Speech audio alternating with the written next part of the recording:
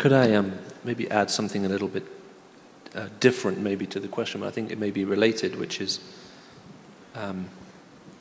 it could well be that there are some of you who are here and your question is, well, how can I be meaningfully involved? We sometimes talk about, God plus one is a majority, and we use phrases like that, but it seems very, very abstract. And I'd like to encourage you that no matter how small it may seem to you, what God is asking you to do, or however insignificant, you may have no idea what that may actually mean or come to. Over the last few years, I got to know a guy called John Bechtel, who used to be with the DeMoss Foundation. They used to do a lot of work into China. And he's in his late 60s, maybe early 70s now. They were involved in having the Bible broadcast at dictation speed into China after everybody was thrown out. As a matter of fact, his family was the last missionary family expelled from mainland China when everything came down. His father's theological library was piled outside his study. They set fire to it. He was a young boy at the time, and he got shipped over to Hong Kong, and they got physically thrown out of the country. And anyway, he was educated at that point, and he was desperate. John felt a strong call to go back into China. That was absolutely impossible. There was just no way in. They looked every way they could get back in. And he began to look in Hong Kong, and the Lord laid it on his heart to start an orphanage. And because he'd been educated in England, and obviously he was living in a former British colony. I guess we're in a former British colony now. But anyway, he was living in a former British colony, and he suddenly realized that the governor of Hong Kong, they'd been in the same school together. So we thought, well, this will be easy. I'll go to the governor and I'll say, we'll share old school stories together. We're in the same class for 7 years, and then I'll say, hey, can you give me some land? I want to build an orphanage.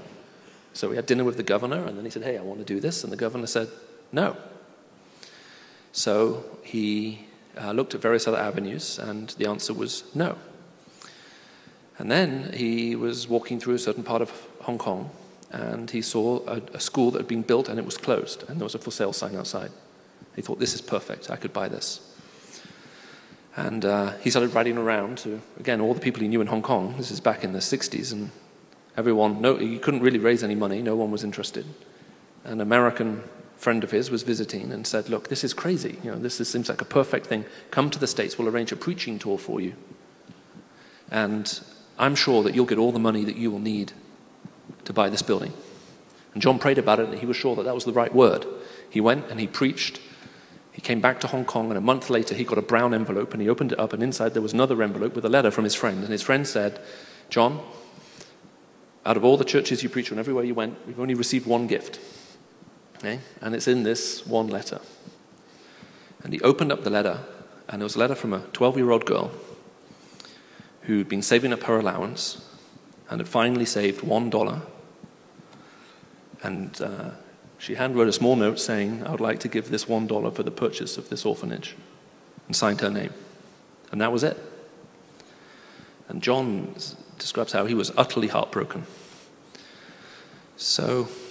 But as he prayed about it, he thought he would go to the caretaker of this building, and he went and he rang the bell, and the guy came to the iron gates, and he said, I would like you to pass this offer to the owners of this building for me to purchase it, and handed this letter, this note from a 12-year-old girl with a dollar bill in, and the guy laughed at him and threw it out.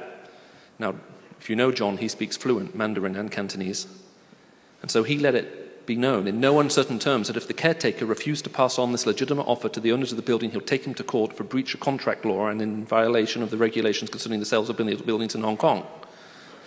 So the caretaker said, fine.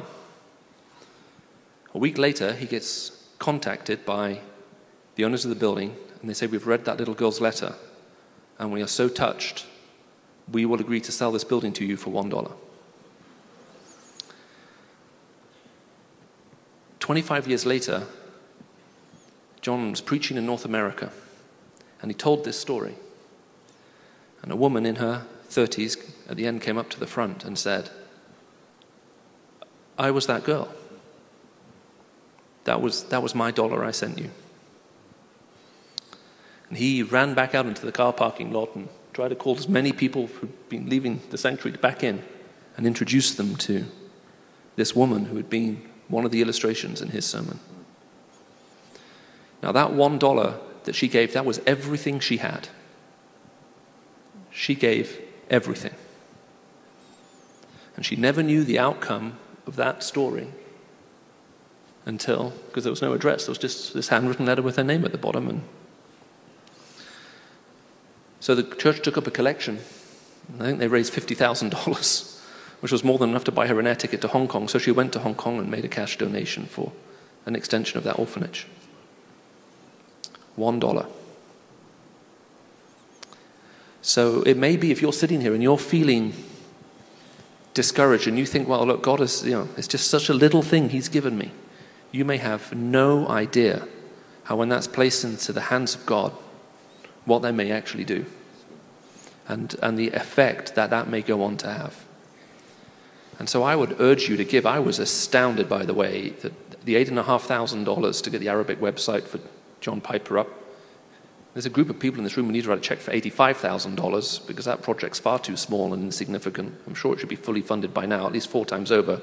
So it should be 85, and it should be much bigger than that. But I wish we could all learn from this girl and just give more generously. In England, all of our pound coins have a picture of the Queen on. She's our head of state. Remember that? And if any of you want to end your mindless rebellion and rejoin the motherland, we're happy to welcome you back. And in England, we sometimes say we hold on to our pound coins so tightly we make the Queen cry. And we have to, so be generous with what you have. And you may be amazed what God will do with it. You may not know what he's done with it until the other side of eternity, but he can use you in surprising ways.